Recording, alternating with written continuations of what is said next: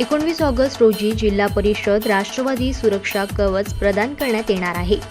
सशक्त व समृद्ध समाज निर्मितीकरिता राष्ट्रवादी काँग्रेस पक्षाच्या वतीने राखी भेटीसाठी भाऊ येतोय भेटीला उपक्रम मूर्तिजापूर विधानसभा मतदारसंघातील अंगणवाडी सेविका, मदतनीस, आशा सेविका, विधवा, परित्यक्ता महिला व अपंग महिला यांच्याकरिता विमा सुरक्षा कवचाचे आयोजन करण्यात आले आहे। प्रमुख उपस्थिती जयंत पाटील, प्रदेश अध्यक्ष राष्ट्रवादी काँग्रेस पार्टी महाराष्ट्र राज्य, अनिल बाबू देशमुख, माजी गृहमंत्री, रोहिणीताई खडसे, प्रदेशाध्यक्ष महिला आघाडी महाराष्ट्र राज्य, माजी राज्यमंत्री गुलाबरावजी गावंडे, माजी आमदार भैयासाहेब तिडके, संतोषदादा कोरपे, अध्यक्ष जिल्हा कोऑपरेटिव्ह बँक अकोला, मेहबूब शेख, प्रदेशाध्यक्ष युवक आघाडी महाराष्ट्र राज्य, संग्रामदादा गावंडे, जिल्हा अध्यक्ष राष्ट्रवादी काँग्रेस पार्टी अकोला, मूर्तिजापूर विधानसभा मतदारसंघातील महिलांना राष्ट्रवादी काँग्रेस पक्षातर्फे विमा सुरक्षा कवचाची राखी भेट देण्यात येणार आहे। आयोजक सम्राट डोंगरदिवे, प्रदेश संघटक महाराष्ट्र राज्य, स्थळ लाल शाळा, शिवाजीनगर, मूर्तिजापूर।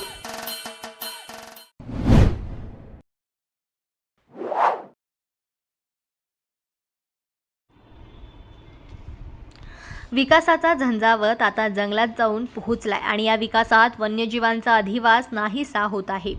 त्यामुळे आपला अधिवास वाचविण्यासाठी वाघाने चक्क जंगलातच चिपको आंदोलन सुरू केले आहे।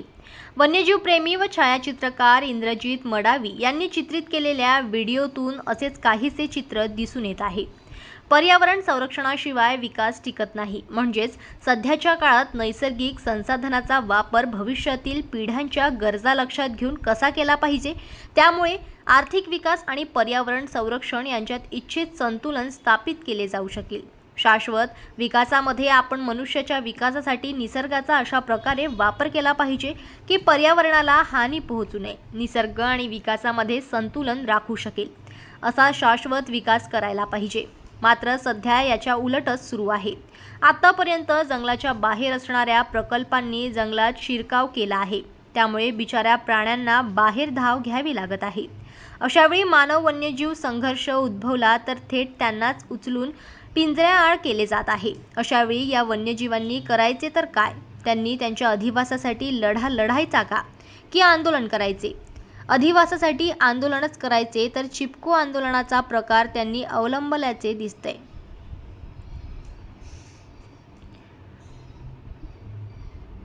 ब्युरो रिपोर्ट, जनमत लाईव्ह न्यूज, नागपूर।